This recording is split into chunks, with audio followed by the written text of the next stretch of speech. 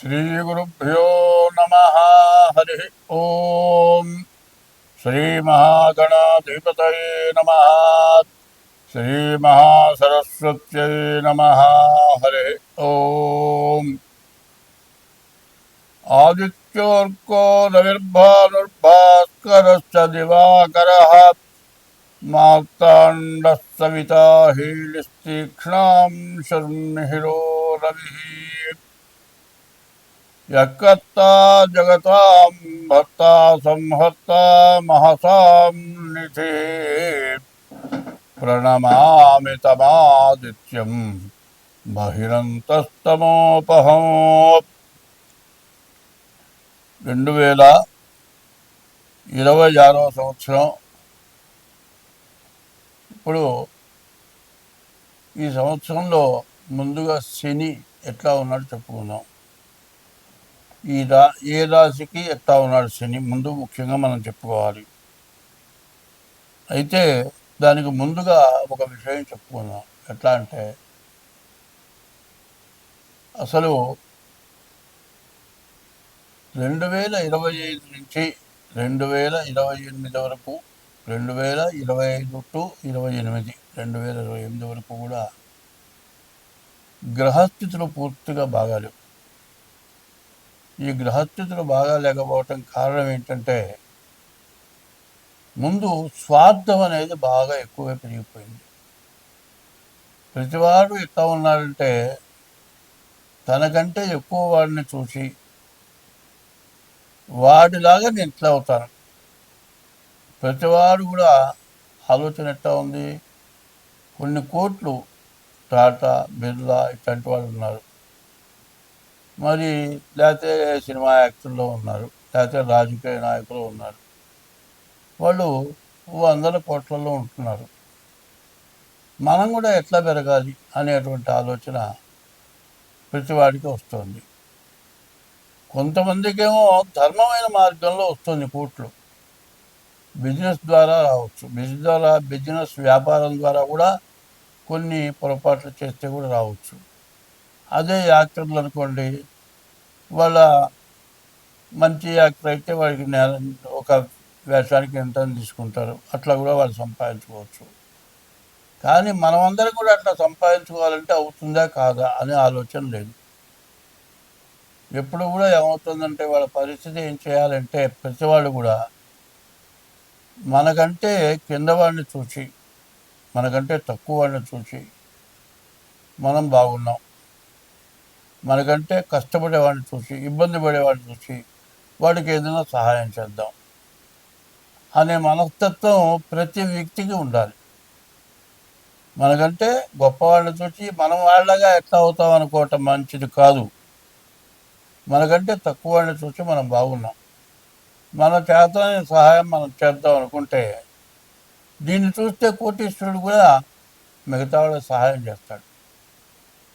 ఇప్పుడు ఎట్లా ఉందంటే ఒక పెద్ద వ్యాపారస్తుడు ఉన్నాడు అనుకోండి, అతని దగ్గర ఒక వర్కర్ ఉంటాడు, పనిచేసేవాడు.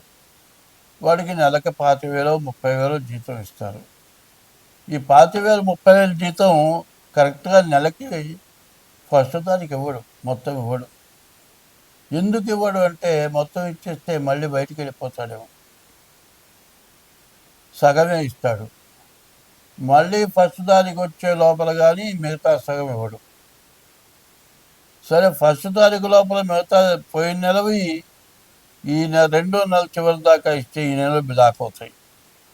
అట్లా చేసి ఇట్లా చేసి పనిచేసేవాడికి 2 నెలలు 3 నెలలు సరిగ్గా జీతం ఇవ్వక వీడు బయటికి పోతే బతకలేని బాధ. ఇది మానుకొని వెళ్ళారు అనుకోండి, మరి ఎట్లా జరుగుతుంది? పెళ్ళాం పిల్లలు ఉన్నారు, బతకాలి. ఎట్లా బతకాలి? ఇస్తాడులే, ఉన్నవాడే కదా, ఏదో రకంగా ఇస్తాడు. వాళ్ళ దగ్గర ఇప్పుడు లేదేమో, తర్వాత ఇస్తాడు వీడు ఆశపడి తినకో పనిచేస్తాడు. వీడి బాధ ఇది. కష్టపడి పని చేసుకునేవాడి పరిస్థితి ఏమిటాయంటే తను ఎక్కడైతే పని చేస్తున్నాడో అతను ఇస్తేనే ఇతను బతకగలుగుతాడు, లేకపోతే బతకలేడు. కాదని ఇంకో చోటు పోదామంటే సగం జీతం ఇవ్వలేదే, వెళ్ళిపోతే అది కూడా ఇవ్వడేమో, ఎట్టో తీసుకుందాం. ఇట్లా జరిగి జరిగి జరిగి చివరికి ఏమవుతుంది, 2 నెలలు 3 నెలలు 4 నెలలు ఆపుకుంటాడు. అదే తన దగ్గర వర్కర్ ఉంటాడు కదా, ఆ వర్కర్ దగ్గర నీ వస్తువులు ఏమన్నా ఉన్నాయనుకోండి, ఏదైనా చెడిపోతే ఆ డబ్బులు ఇవ్వు. ఇది పలానా చెడగొట్టావు, ఇది చెడిపోయింది, ఇది ₹1,00,000 వస్తువా, నీకు 3 నెలల జీతం ఎక్కడ ఇవ్వమంటావా అంటాడు. వీడిని ఈ విధమైన ఇబ్బందులు పెట్టడం ఎక్కువైపోయింది. కొన్ని వస్తువులు ఎట్లా ఉంటాయంటే, సెల్లు ఫోన్ అనుకుందాం కొద్దిసేపు, ఎంత కొత్త ఫోన్ అయినా ఎలక్ట్రానిక్ వస్తువు చెడక్కని చెడిపోతుంది.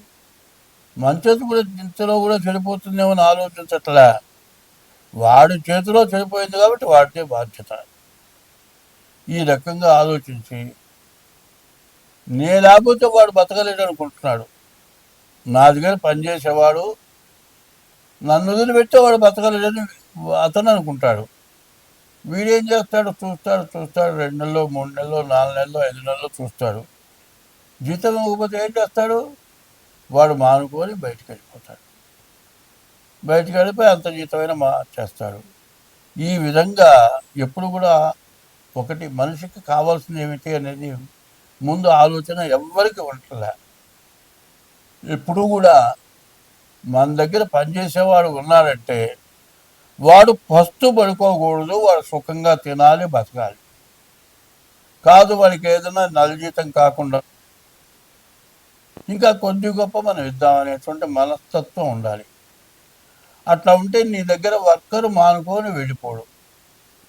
అదే కాదు, నీ వర్క్ ఖచ్చితంగా బాధ్యతగా చేస్తాడు. అది ఆలోచించట్లే. ఎంతసేపు జీతం నువ్వు సరిగా ఇవ్వకుండా వాడిని ఇబ్బంది పెట్టి వాడు వెళ్ళిపోకుండా నీ బ్లాక్ చేస్తున్నాను, వాడే పడి ఉంటాడు అనేటువంటి దురాలోచన. ఎట్లా ఉంటుంది, వాడిని ఇబ్బంది పెట్టడమే దురాలోచన. దూరంగా ఆలోచించే ఆలోచన ఏంటంటే, నువ్వు వాడికి ఇచ్చే జీతం కాక అదే నీ వర్క్ ఇంత చేస్తే నీకు అంత ఎక్స్ట్రా ఇస్తాను ఇట్లా సహకారం చేస్తూ ఉండటం పోయి ప్రతి వాళ్ళకి ఏమొస్తుంది అంటే, తన దగ్గర పనిచేసేవాడు తను దొక్కేయాలి. తర్వాత ప్రతివాడు కూడా ఏం చేస్తాడు, ఇట్లా చేస్తుంటే నా ఓనర్లాగా నేను కూడా ఉండాలని వీడు అనుకుంటాడు. ఇందువల్ల ప్రతి చోట ఇదే గొడవ. రాష్ట్రంలో ఉన్నవాడు కేంద్రానికి పోవాలనుకుంటాడు, మన దేశం వాడు ఇంకో దేశాన్ని కొట్టాలనుకుంటాడు. ఇట్లాంటి స్వార్థాలు 25 నుంచి 28 వరకు వస్తుంది. దీనివల్ల కొట్టుకోవడం, తన్నుకోవడం, చంపుకోవడం, పొడుచుకోవడం, యుద్ధాలు చేసుకోవడం ఇవి జరుగుతున్నాయి. దీన్ని అరికట్టాల్సిన అవసరం ఉంది. ఇవన్నీ కూడా నువ్వు చేసే పాపం వల్లే వస్తుంది. ఏ జీవరాశిని కూడా 84 లక్షల జీవరాశులు ఉన్నాయి. నోరు లేని మూగ జీవాలు ఉన్నాయి. ఏ జీవరాశిని కూడా కష్టపెట్టకుండా మనం ఉంటే, అందరూ బాగుండాలని కోరుకుంటే మనం బాగుంటాం, అందరూ బాగుంటారు. ఇది లేకుండా ప్రతి వాళ్ళకి స్వార్థం, అందరికంటే నేను పెరగాలి. ఇటువంటి దురాలోచన వచ్చి ప్రపంచం మొత్తం నాశనం అయిపోవటానికి దగ్గరికి వచ్చింది. ఇదివరకు 2 ప్రపంచ యుద్ధాలు వచ్చినాయి, 3వ ప్రపంచ యుద్ధం వస్తుందేమో అన్నంత భయంకరంగా ఉంది. పైన బంగారం వచ్చేప్పటికల్లా విపరీతంగా పెరిగిపోయింది. పోనీ బంగారం ఒక్క గొలుసు కొనుక్కోవాలంటే 4 లక్షలు అవుతుంది. 4 లక్షలు పెట్టి గొలుసు కొనుక్కొని మెళ్ళో వేసుకుంటే గొలుసు తెంపుకుపోయే దొంగలు తయారైనారు. దొంగలు అయినారు, మంచి వాళ్ళు తక్కువైనారు. దీనివల్ల చాలా నష్టం, కష్టం ఎక్కువ అవుతుంది. ఇది బాగా గ్రహించుకొని ఉదార స్వభావం ఎవరికైనా మనం సహాయం చేద్దాం. ఒకటి, నీ ఇష్ట దైవాన్ని పూజిద్దాం. ఒకటి, తల్లిదండ్రులకు అన్నం పెడదాం. ఒకటి, భార్యను జాగ్రత్తగా చూద్దాం. ఒకటి, ఇటువంటి స్వభావాలు మనకు గనక ఉంటే మనకు ఎటువంటి నష్టాలు రావు. ఇట్లా ఉండేప్పుడు జాతకం చూపించుకుంటే మీరు అన్ని విధాలు బాగుంటారు. స్వస్తి. 2000 సంవత్సరం, ఈ సంవత్సరం మొత్తానికి శని ఎట్లా ఉన్నాడు అనేది కావాలి. శని ఒక రాశిలో 2 సంవత్సరాల 6 నెలలు ఉంటాడు. ఈ శని మార్చి 30వ తారీఖు కుంభం నుంచి మీనానికి వచ్చాడు శని. మీనానికి వస్తే ఈ శని వల్ల వచ్చే ఇబ్బందులు, కష్టాలు ఏమిటి?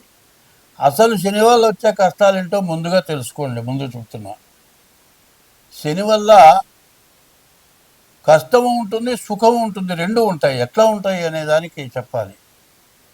ఇప్పుడు నువ్వు ఎవరికి ఎటువంటి ద్రోహం, పాపం చేయకుండా ఉంటే నిన్ను శని లాభింపజేస్తాడు. నీకు బాగా డబ్బులు వస్తాయి, నువ్వు చేసే వృత్తిలో బాగా పైకి వస్తావు. కానీ నువ్వు ఏదైనా మహాపాపం చేస్తే, కొంతమంది ఉన్నారు, ఒక ఆడ మనిషి ఉందండి, ఎవరు లేనప్పుడైతే ఆ పిల్లని చెరగొట్టేసేస్తాడు. ఎవరు చూడలేదు కదా అనుకుంటాడు. కానీ ఎవరు చూడకపోతే కూడా నువ్వు ఆ అమ్మాయిని చేసిన పాపం అనేది ఏలినాడు శని టైంలో నీకు ఇబ్బంది కలుగుతుంది. ఎవరి సొమ్మన్నా దోచుకున్నావు, దొంగతనం చేశావు, ఏలినాడు శని టైంలో నీకు ఇబ్బంది కలుగుతుంది. అదే తల్లిదండ్రులకు అన్నం పెట్టలేదు, ఏలినాడు శనిలో కష్టం వస్తుంది. భార్యని బాగా హింసించావు, భార్యని నువ్వు కొడితే నిన్ను తిరిగి భార్య కొట్టలేదు, ఆడ మనిషి మగవాడిని కొట్టలేదు. ఏం చేస్తుంది? ఏడుస్తుంటే కూర్చుంటుంది. ఇట్లా భార్యని ఇబ్బంది పెడితే కూడా నీకు ఏలినాడు శనిలో కష్టం వస్తుంది. అయితే అదే శని పట్టాడురా నాకు అంటారు. శని పట్టాడు, ఏ కష్టం వచ్చిందా శని పట్టాడు. శని పట్టాడు అనేది కాదు, శనిని నువ్వు పట్టావు, నువ్వు అర్థం చేసుకోవట్లే. శని నువ్వు పట్టావు. ఎట్లా పట్టావు? నీవు పాపం చేసి ఆ పాపం నిన్ను అనుభవింపజేస్తున్నాడు శని అనేది నీకు తెలియట్లే. శని నువ్వు చేసిన పాపం 30 ఏళ్లకు ఒకసారి ఏలినాటి శని వస్తుంది. ప్రతి మానవుడికి 30 ఏళ్లకు ఒకసారి. దాదాపు 60 ఏళ్ళు బతకడమే కష్టంగా ఉంది. అదే 100 సంవత్సరాలు బతికే వాళ్ళకైతే 3 సార్లు వస్తుంది ఏలినాడు శని. ఈ ఏలినాడు శనిలో ఇప్పుడు చాలా కష్టం, చాలా బాధలు పడుతున్నారు జనం. ఇప్పుడు ఏ రాశి వాళ్ళకి శని బాగాలేదు, ఏ రాశి వాళ్ళకి ఇబ్బంది ఉంటుంది, దాని గురించి ముఖ్యంగా చెబుతాం. సింహరాశికి మాత్రం అష్టమంలో 8 ఉంటున్నాడు శని. ఈ సింహరాశికి 8 ఉంటున్నాడు. మనం చెప్పుకునేది కుంభం, మీనం చెప్పాను. అట్లాగే మేషరాశి మాత్రం పూర్తిగా శని బాగాలేదని చెప్పాను. తర్వాత వృషభ రాశి, మిథున రాశి, కర్కాటక రాశి, ఈ 3 రాశులకు మాత్రం శని వల్ల వచ్చే ఇబ్బంది ఎటువంటిది లేదు, అన్ని విధాలు బాగుంది. కానీ సింహరాశి మాత్రం 8 అష్టమంలో శని ఉన్నాడు. ఈ అష్టమంలో ఉన్న శని అష్టమి నవములు కష్టపు దినములు. ఈ అష్టమంలో ఉన్న శని ప్రాణకంటకుడు, పురాణం తీసినంత పని చేస్తాడు. అలా అయితే నేను చచ్చిపోతానా అని భయపడద్దు. చచ్చిపోతానని కాదు, నీకుండే బాధలు మొత్తం ఒకసారి పట్టుకుంటాయి. 4 రకాలుగా ఇంట్లో బాధ, పిల్లలకి బాధ, పిల్లలు చదువుకి డబ్బులు లేవు, ఉద్యోగం లేదు, భార్య గర్భవతి, ఇంట్లో వ్యాధులు, ఏ ముసలాడు పెద్దవాళ్ళు ఏమన్నా పోయినారనుకోండి, ఇట్లా రకరకాలైన ఖర్చులు వచ్చేస్తాయి. ఈ టైంలో ఏమనిపిస్తుంది? ఏమి తేలేక, ఏమి చేయలేక, ఎందుకు పనికి రాకుండా పోయి ఎవరికి ఏం చేయలేకపోతున్నాం, ఎందుకు నేను బతకడం, చచ్చిపోదాం అన్నంత బాధ. అనేక సార్లు చచ్చిపోదాం ఏదో వేసుకొని చచ్చిపోదాం ఇట్లాంటి ఆలోచన వచ్చే పరిస్థితి ఉంది. ఇటువంటి బాధ నుంచి ఈ సింహరాశి వాళ్ళు తప్పించుకోవాలంటే ఏం చేయాలి? శనికి 19,000 జపం చేయించుకోవడం, 4 నువ్వులు దానం ఇవ్వటం, ప్రతి శనివారం శనికి అభిషేకం చేయించుకోవటం, సోమవారం ఈశ్వరుడికి అభిషేకం చేయించుకోవటం, ప్రతిరోజు కూడా శివాలయంలో నవగ్రహాలు కూడా ప్రదక్షిణాలు చేయటం. ఇది కాకుండా మీ డేట్ ఆఫ్ బర్త్ ద్వారా మీ జాతకం చూపించుకోవటం, ఇది చాలా అవసరం.